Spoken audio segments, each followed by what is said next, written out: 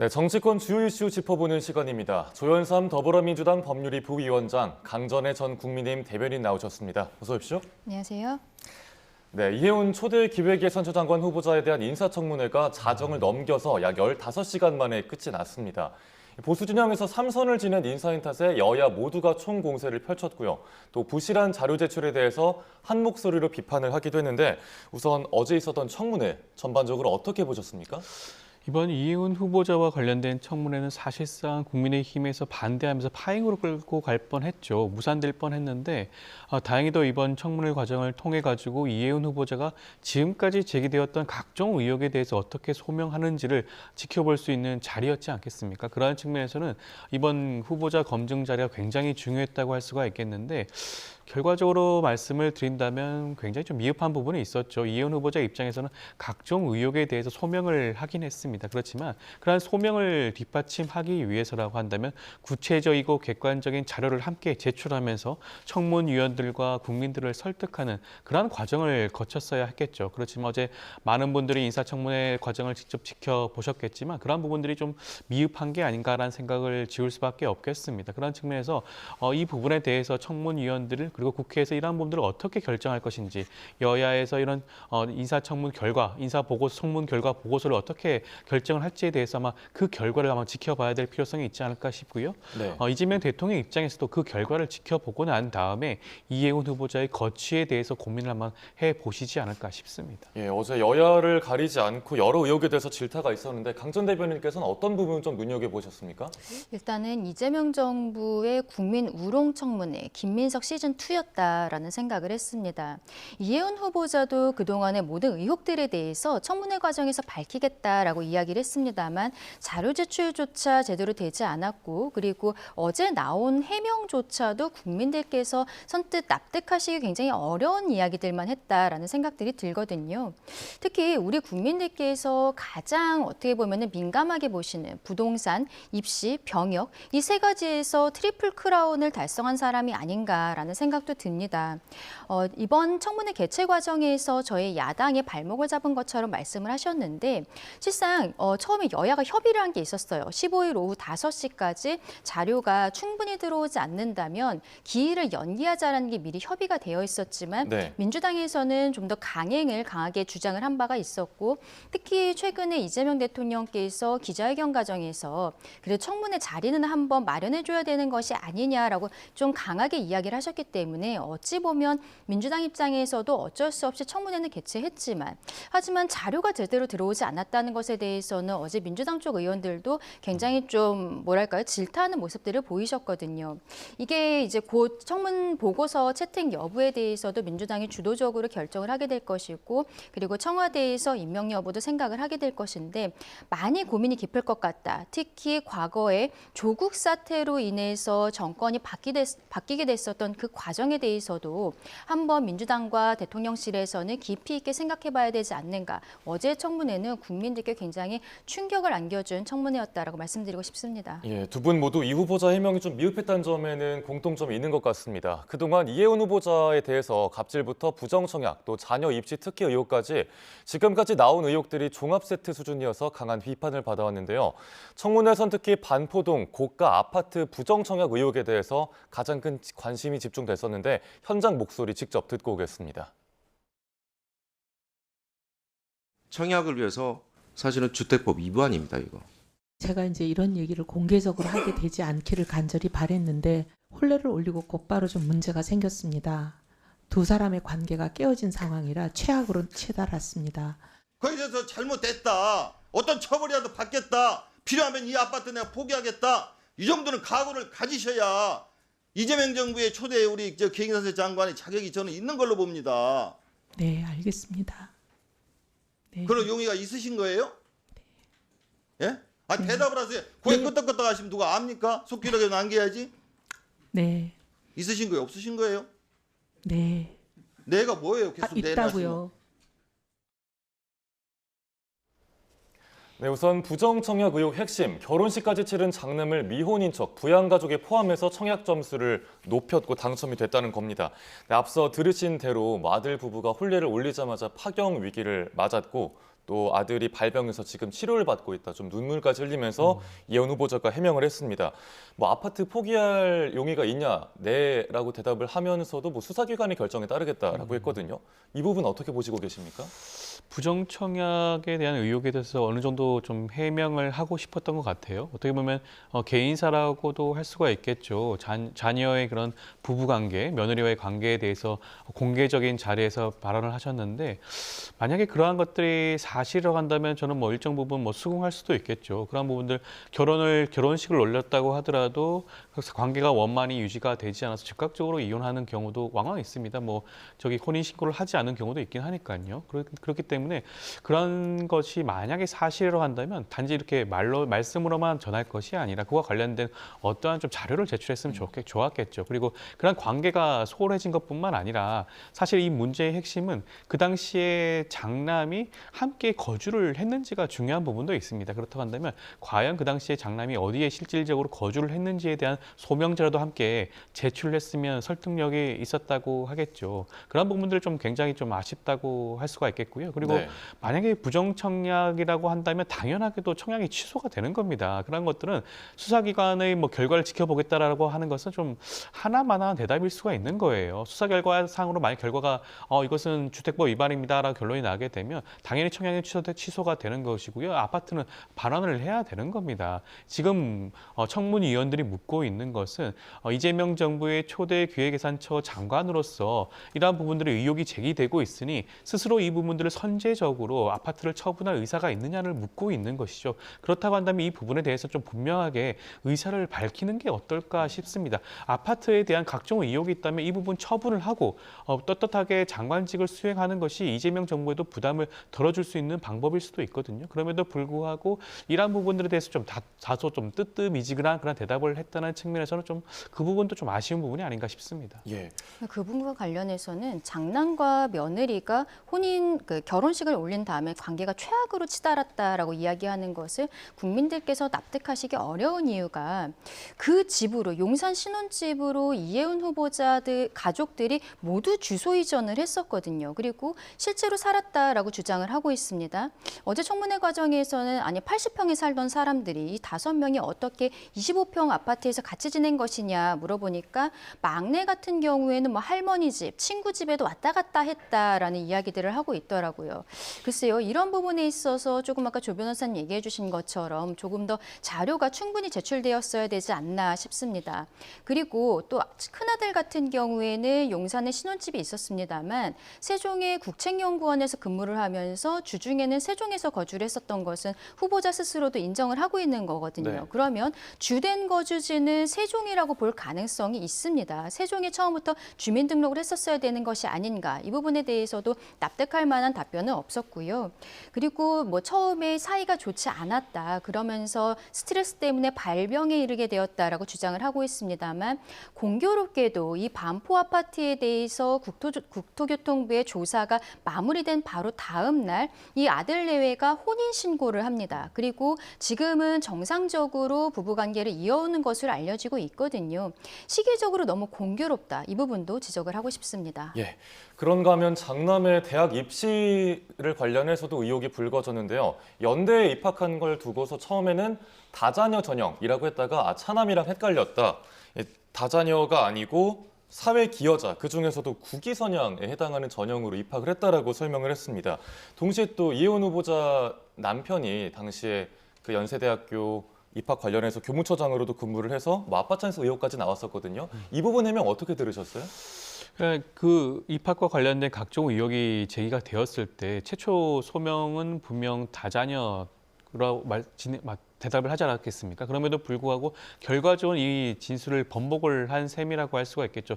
그 부분 좀 아쉬울 수밖에 없을 것 같습니다. 충분히 장남이든 차남이든 어떠한 전형으로 입학했는지 확인할 수가 있었음에도 불구하고 부적절한 대답을 하는 바람에 청문회 과정에서 진술이 바뀌어진 거 아니냐, 번복된 거 아니냐라는 그런 지적이 나올 수밖에 없는 것 같고요. 그 부분에 대해서는 이혜원 후보자가 충분히 그 사과의 말씀을 하셔야 될 필요성은 분명히 있다라는 말씀을 드리고, 그리고 지금 지금 연세대 입학, 부정 입학 의혹과 관련해서는 국위 선양자 전형이라는 것에 대해서 아마 많은 국민들이 처음 아셨을 것 같아요. 저 저도 처음 역시도 들어봤어요.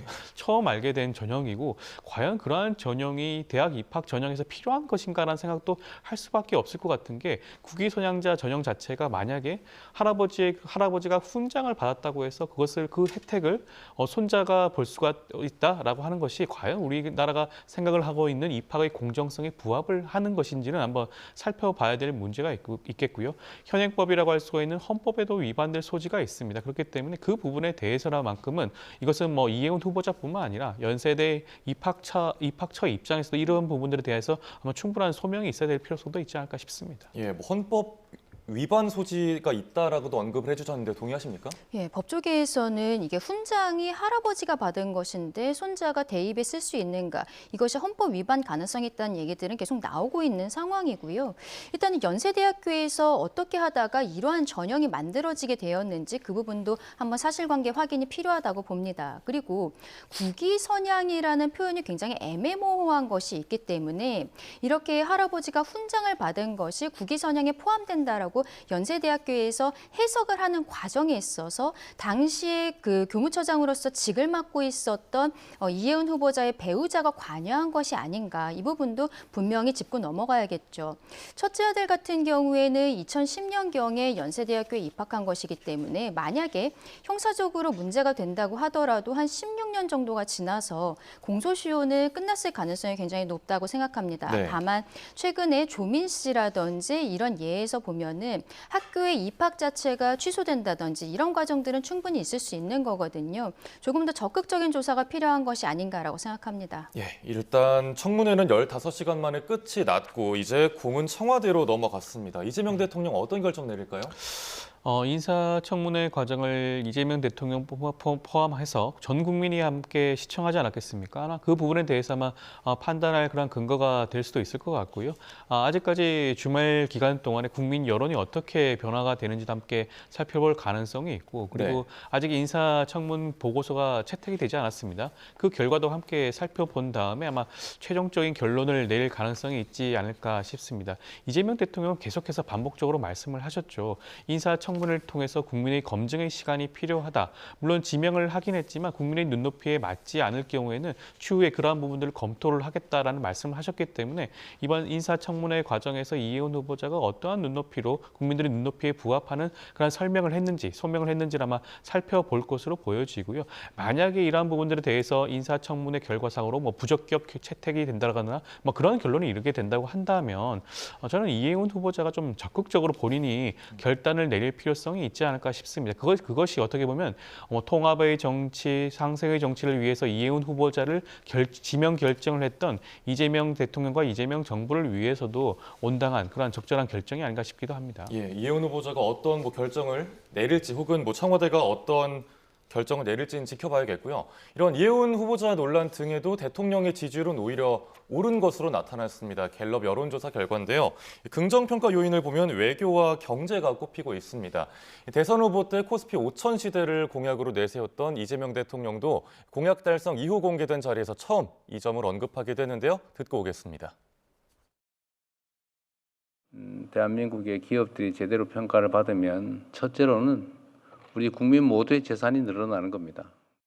국민연금이 우리나라 기업들 주식을 가지고 있는데 그게 뭐 한 250조 원 정도 늘어나서 국민연금이 뭐 몇 년도에 고갈되느니 뭐 나는 연금 냈는데 못 받고 죽을 것 같다 뭐 이런 게 거의 다 없어져 버렸죠. 최소한 여기 있는 분 대부분은 연금 고갈 걱정 안 해도 되지 않을까, 그런 상황이 됐습니다.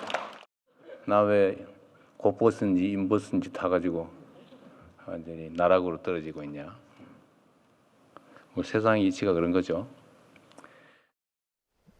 네, 보신 장면은 어제 있었던 울산 타운홀 미팅 자리였고요. 이 질의 앞서 코스피 5천 돌파 관련 축하 인사를 건네는 시민들이 눈에 띄기도 했습니다. 주식이 많이 올랐고 국민연금 고갈 걱정 없어졌다는 말을 했는데 어떻게 들으셨어요? 일단은 코스피 5천 시대에 진입을 한 것에 대해서는 정말 축하할 일이고 대통령께서도 많이 신경 쓰셨다라고 말씀을 드리고 싶습니다. 하지만 여기에 대해서 대통령께서 밝은 표정으로 국민들께 이야기해 주시는 건 좋지만 국민연금 고갈에 대해서 마치 앞으로 걱정이 없는 것처럼 이야기하시는 것은 샴페인을 너무 빨리 터뜨리는 것이 아닌가라는 생각이 드는 부분들이 있거든요. 코스피가 오르고 있습니다만 고환율이라든지 고물가 그리고 오히려 역성장 이런 부분에 있어서는 우려가 전혀 해소가 되지 않은 상황입니다. 그래서 지금 사실 경제 전문가들 입장에서는 코스피 5천 시대가 많이 길게 가지 못할 수도 있다라는 이야기들도 나오고 있는 거거든요. 그렇다면은 대통령께서는 이 코스피 5천 시대를 넘어서서 앞으로 어떻게 경제를 더 펀더멘탈을 강하게 할 것인지 이런 이야기를 하는 것이 먼저가 아니었을까라는 생각을 합니다. 네. 다만 국민연금과 관련해서 굳이 이야기를 하신 것은 최근에 환율 방어를 위해서 국민연금을 활용하는 것 아니냐 이러한 이야기들도 있었기 때문에 일단은 코스피 5천 시대에 대해서 국민들께 설명하는 자리에서 좋은 의미로 이야기하신 것이라고 생각은 합니다만 조금 더 그래도 무게감 있게 이야기를 해주셨으면 좋겠다 생각합니다. 예. 그리고 이재명 대통령이 SNS를 통해서 다주택자 양도세 중과 면제 연장을 고려하지 않는다라고 밝혀서 부활이 예고가 됐습니다. 원래 이재명 대통령이 세금으로 집값 잡지 않겠다라고 했다가 이제 상황이 좀 어려워지니까 후순위 카드를 꺼낸 것으로 풀이를 할 수가 있겠는데 뭐 이번 달 말에 부동산 공급 대책도 발표를 한다고 하고요. 현 정부 부동산 정책 기조 어떻게 평가하십니까? 일단 공급을 늘린다는 그 정책의 기조는 마찬가지로 그대로 유지가 되고 있는 겁니다. 공급을 늘리는 방법 중에 하나는 다주택자들이 본인들이 보유하고 있는 다수의 주택을 처분하는 것이라고 할 수도 있겠죠. 그러한 측면에서 기존에 나와 있는 법이에요. 기존에 나와 있는 법을 지금까지는 유예를 해오고 있었지만 그 유예를 연장하지 않겠다는 결정일 뿐입니다. 그 부분에 대해서만큼은 어떻게 보면 시한을 알려준 것이기도 해요. 5월까지 다주택자들의 경우에는 처분할 수 있는 시간과 기회를 주겠다. 그러니 그때까지 처분하게 된다고 한다면 중과를 받지 않게 되는 겁니다. 그렇기 네. 때문에 어떻게 보면 공급과뿐만 아니라 다주택자의 그런 소유하고 있는 주택을 처분할 수 있는 시간과 기회를 준 것이다라고 해석을 할 수가 있겠고요. 구체적인 이번에 공급 대책이 나오게 된다고 한다면 이런 다주택자 중과의 핵심적인 사안이 아니라 충분한 공급을 통해서 이런 부동산 경기를 안정화시킬 수 있는 그런 대책이 충분히 국민들의 공감대를 살 수 있는 그런 정책이 나올 것이라고 기대를 하고 있습니다. 예, 알겠습니다. 이제 좀 주제를 바꿔서요. 이번 주에 전국에 파장을 낳았던 민주당과 조국혁신당의 합당 논의 살펴보겠습니다. 정청래 대표가 가야 할 길이다라고 하면서 뜻을 굽히지 않았는데 당 안팎은 들끓고 있습니다. 직접 목소리 듣고 오겠습니다. 당무는 당의 책임입니다. 당이 결정해야 합니다. 마치 대통령의 뜻인 것처럼 대통령이 관여하는 것처럼 오해를 불러일으키는 방식은 결코 바람직하지도 않고 해서도 안 됩니다. 제대로 된 통합을 위해서라도 정청래식의 독단은 이제 끝나야 합니다. 어제 저의 합당 제안으로 놀라고 당황하신 분들이 많았나 봅니다. 사과할 각오로 제가 제안을 했습니다. 그러나 꼭 가야 할 길이라고 저는 생각합니다. 언젠가 누군가는 테이프를 끊어야 하는 일입니다. 네, 민주당의 비당권파 최고위원 황명선, 이현주, 강두구 의원 3명이 합당 제안에 반발해서 현장 지도부에 불참했고 기자회견을 열었습니다. 이 절차적 문제에 대해서 강하게 좀 반발을 하고 있는데 당내 흐름 어떻습니까?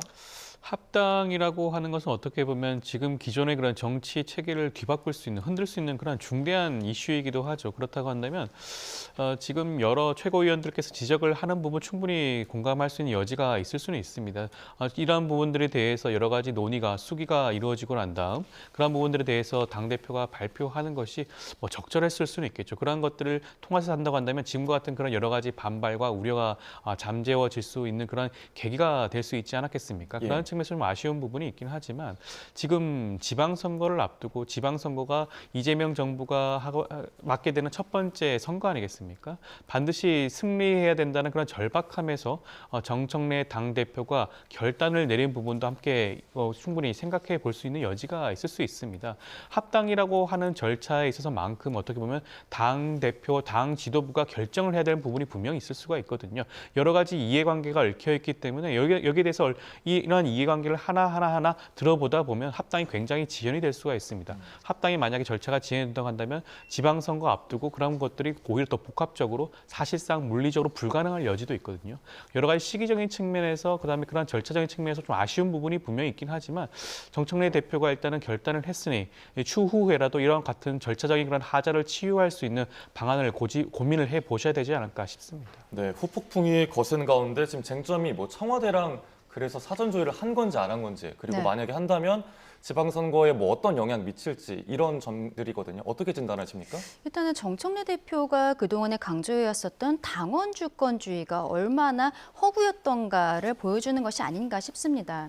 이번 사태가 일어나기 직전에도 1인 1표제와 관련해서 비공개 최고위에서 강득구 의원이 1인 1표제 지금 진행하는 것에 대해서 우려의 목소리를 내니까 그것을 박수현 수석 대변인이 해당 행위가 될 수 있다라고 기자들 앞에서 이야기하고 결국에는 사과에까지 이르는 이런 모습들이 있었거든요. 연장선상이 아닌가 싶습니다. 당원 주권주의를 이야기하면서 합당 이렇게 중요한 이야기를 하는데 민주당의 최고위원들도 모르고 있었고요. 그리고 청와대에서도 홍익표 신임 정무수석이 일단은 이야기는 연락은 받았다라고 이야기를 하고 있습니다. 네. 근데 협의가 되었다는 이야기는 하지 않고 있어요. 오히려 조국 대표는 전날에 이미 전달을 받았다라고 얘기를 하고 있습니다. 어디까지 당원 주권주의를 이야기하고 있는 것인지 그 진정성 다시 한번 의심스럽다 말씀을 드리고 싶고요. 네. 그동안에 계속 문제가 되어 왔었던 명청 갈등 이것이 수면 위로 올라온 것이 아닌가 생각을 합니다.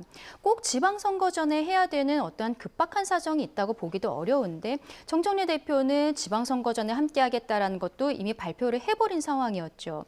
그렇다면은 이게 결국 이번 지방선거에서 청와대에서 내려오는 인물들보다는 조국혁신당과 함께하는 그동안의 민주당의 주류 세력, 친문, 친노 세력과 함께하겠다라는 것을 발표한 것이 아닌가라고 생각을 할 수밖에 없고요. 예. 앞으로 청와대와 그리고 민주당 지도부, 정청래 대표 간의 갈등이 조금 더 격화될 것 같다라고 생각합니다. 네, 이슈를 두고 청와대나 민주당에서 어떤 입장이 나올지도 지켜봐야겠습니다. 이제 국민의힘 상황 살펴볼 텐데요. 이른바 쌍특검 단식 농성에도 국민의힘 지지율이 하락하면서 장동혁 대표 취임 이래 최저치를 기록했습니다. 또 일시 멈춤 상대였던 한동훈 전 대표 징계 논의도 다시 수면 위로 떠오르고 있는데요. 직접 들어보고 오겠습니다. 쌍특검 단식 투쟁의 궁극적인 목표는 검은 돈 뿌리 뽑기 정치 개혁이었습니다. 쌍특검 수용을 위한 대국민 호소 투쟁을 진행하도록 안에 있는 분열이 정리가 돼야 됩니다. 부패한 권력을 향한 국민의 탄식이 모이기 위해서는 한동훈 전 대표에 대한 이런 부당한 징계가 제명이 철회가 돼야죠. 그게 전제 조건이죠. 네, 이른바 장미 단식이었죠. 장동혁 대표가 8일 만에 단식을 마무리했습니다. 이번 단식을 두고 국민의힘 내부 보수 진영이 좀 결집했다라는 평가도 나오고 동시에 박근혜 전 대통령이 단식 중단을 권유한 다음에 바로 끝나는 걸 두고 약속대로는 아니야 이런 비판도 나오고 있더라고요. 이번 지지율 하락 그리고 단식의 득과실 어떻게 보고 계십니까? 이번 장동혁 대표가 단식을 통해서 얻은 거라고 한다면 한동훈 전 대표에 대한 심야 제명에 대해서 당내 반발과 갈등을 일단 수면 아래로 잠재웠다라는 정도인 것 같아요. 그리고 한동훈 전 대표가 결과적으로 단식 농성장에 찾아오지 않지 않았겠습니까? 거기에 네. 대한 당원들의 아쉬움과 불만들을 얻어냈다라는 정도의 그런 득이 있는 것으로 보여지는 것이고요. 전반적으로 봤을 때는 도대체 왜 단식을 했는지 의아할 수밖에 없는 것 같습니다. 특검을 주장을 했지만 특검은 이미 민주당에서도 주장을 하고 있는 것이고요.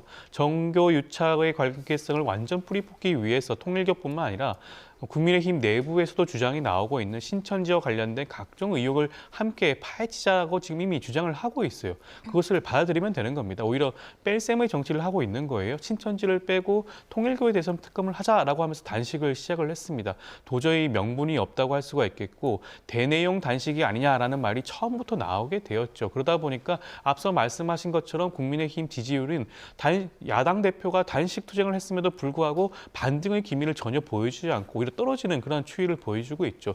장동혁 대표 과거부터 그래왔습니다. 원내가 아니라 장외 집회를 할 때마다 지지율이 오히려 반등하는 그런 모습을 전혀 보여주지 않았어요.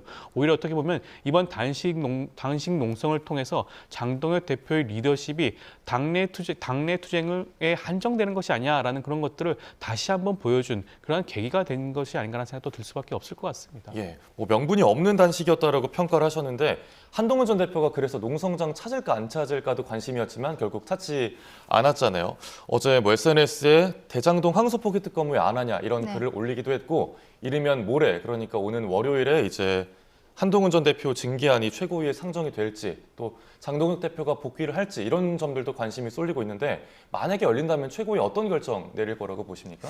저는 최고위 열리기 전에 한동훈 전 대표 측에서 조금 더 적극적인 액션이 있어야 되는 것이 아닌가 싶습니다. 본인이 재심 청구는 하지 않겠다라고 이미 밝힌 바가 있고요. 그다음에 영상 메시지를 내면서 어쨌든 조작이 된 것이지만 이러한 혼란을 일으킨 것에 대해서 당원과 국민들께 송구하다라는 메시지가 나왔거든요. 네. 조작됐다라는 것에 대해서 이거는 팩트가 분명히 확인이 되어야 되는 것입니다. 그런데 한동훈 전 대표는 본인의 이름으로 2호선 당무감사위원장을 이미 고소를 해놓은 상황이거든요. 그렇다면은 저는 한동훈 대표 측에서 지금 재심 절차에 대해서 중지를 요청을 하고 일단은 신청을 한 다음에 그 절차의 중지를 요청을 하고 그리고 본인이 고소한 사건에 대해서 빠르게 수사를 해달라고 수사 촉구를 해야 되는 상황이 아닌가 싶습니다. 그 정도 상황이라면 어떻게 보면은 저희 당이 수사기관은 아니기 때문에 제대로 확인하지 못했다라고 한동훈 전 대표 측에서 주장하는 팩트가 나올 수 있는 거거든요. 네. 그런데 그 고소는 해놨으니까 수사는 수사대로 할 거다라고 이야기를 하고 마치 여기에 대해서 정무적인 판단은 장동혁 대표와 지도부에게 넘기고 있는 것처럼 저는 보이는 부분들이 분명히 있다. 한동훈 전 대표 측에서 정말로 당당하고 그리고 당을 사랑하는 마음, 지금 지방선거를 앞두고 당이 쪼개지고 있기 때문에 한동훈 전 대표를 끌어안아야 된다라고 한 전 대표 측에서는 주장을 하고 있거든요. 그렇다면 오히려 수사를 빨리 이루어지도록 수사 촉구를 하는 것이 조금 더 책임 있는 정치인의 자세가 아닌가 그 부분 지적하고 싶습니다. 예, 알겠습니다. 두 분 말씀 오늘 여기까지 듣도록 하겠습니다. 지금까지 조현선 더불어민주당 법률위 부위원장, 강전혜 전 국민의힘 대변인과 전국 이슈들 짚어봤습니다. 고맙습니다. 감사합니다.